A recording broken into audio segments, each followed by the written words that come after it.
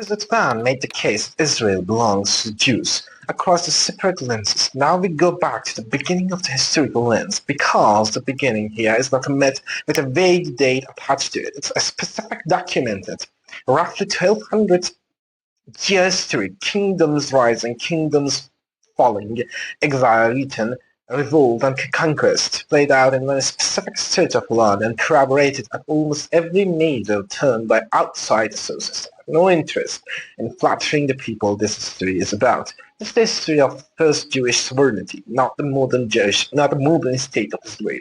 The ancient one, the one that existed in various forms for roughly 1,000 years before Rome finally extinguished it by force. The reason this episode matters it's not solution. It's that you cannot understand why the text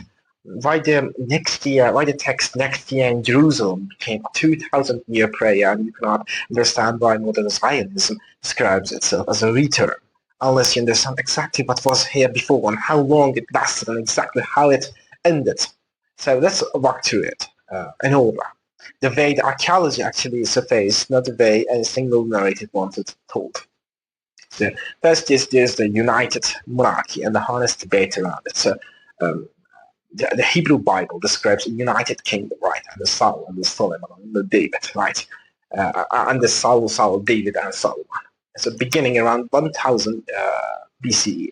A kingdom with a capital at Jerusalem, professional administration with eventually the temple. Assyria's historical account is also the single most contested period in the entire ancient timeline. And to be honest, because it has to say so plainly rather than pretend archaeology settles it commonly. There are two competing scholarly camps, and they decide specifically about the scale, not about it, and where the people named David and Solomon existed. The low chronology camp associated with archaeologist Israel Finkelstein argues that in the 10th century BCE, Jerusalem was a small and fortified highland town, and that David and Solomon, if they existed as described, ruled a modest tribal chiefdom, not a centralized state with the reach the Bible describes.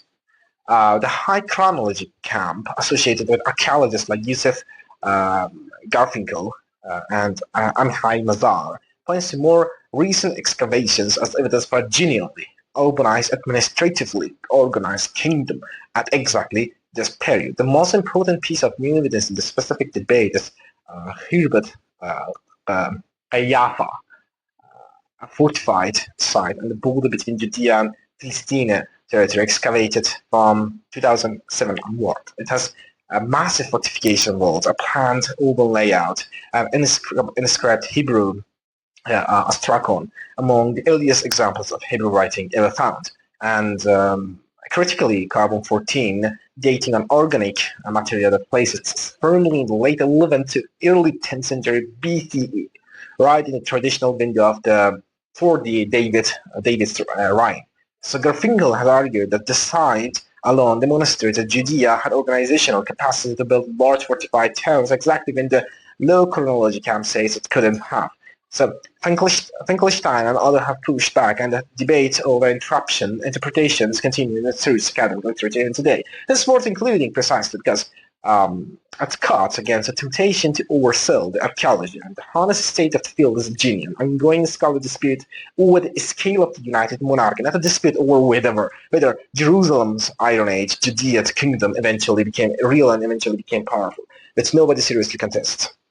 So what isn't seriously disputed is what comes right after this period, because that's where the outside corroboration, which I discussed about in episode 1, kicks in decisively. The Taldan still curved by hostile Armenian king in the 9th century BC, names House of David as an established royal dynasty already well known to Israel's enemies. Whatever the precise size of Solomon's kingdom by the century after him, a Davidic royal house ruling from Judea was a fact solid enough for a rival king to carve into a stone as a trophy. So then this kingdom split. According to the Bible accounts, the United Kingdom split. The United Kingdom, it's not the United Kingdom today. It split after Solomon's death around 930 BC into two separate states. The Kingdom of Israel in the north, with its later capital at Samaria, and the Kingdom of Judea in the south, entered in Jerusalem and ruled continuously by the Davidic line.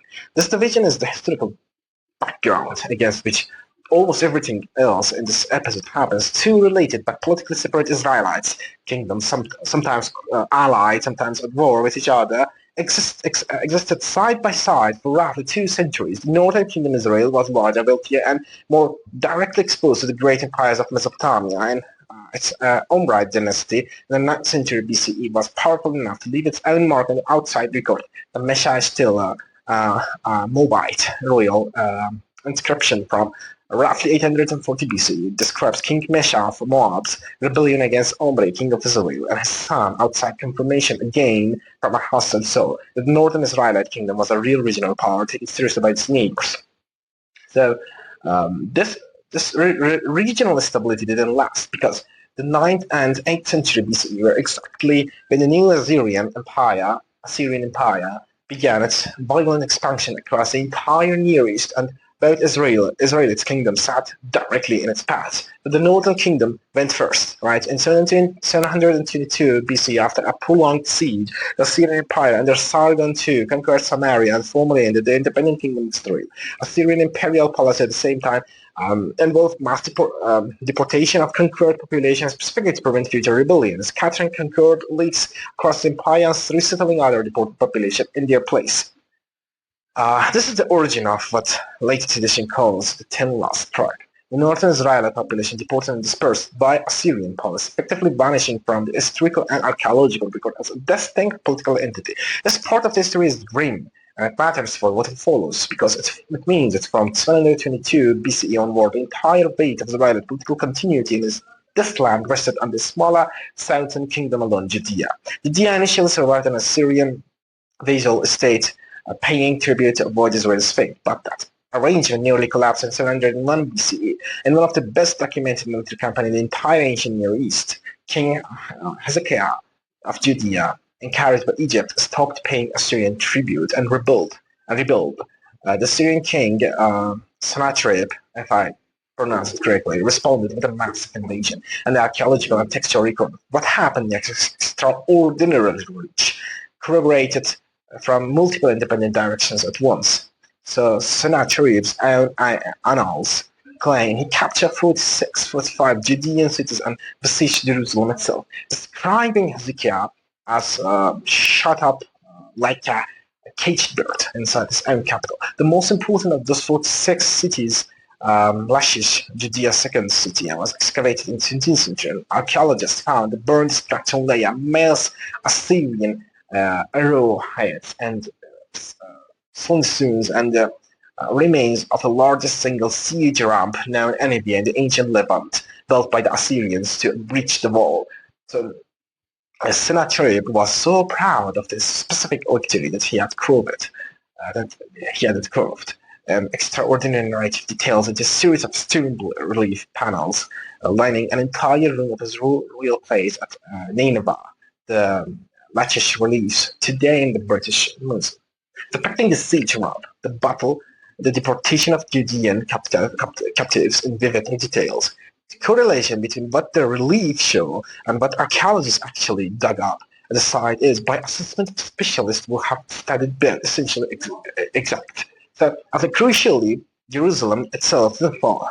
Sennacherib's own account concedes this. He claims tribute and submissions from Hezekiah, not the capture of the city. The biblical account in 2 Kings attributes Assyrian withdrawal to divine intervention, whatever the cause. Both Assyrians and Judeans records agree on the basic outcome. Jerusalem alone among Judean cities survived the siege, and there is a direct physical trace of Hezekiah in preparation for exactly the siege is still walkable today.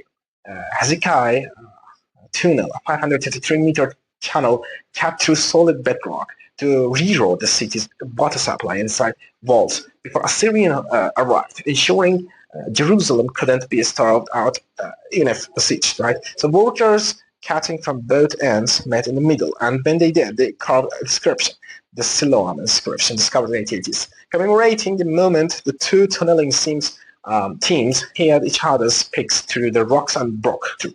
The inscriptions is not a religious text, it's a construction team's own record of finishing a very difficult engineering project, written in the exact period the Bible describes.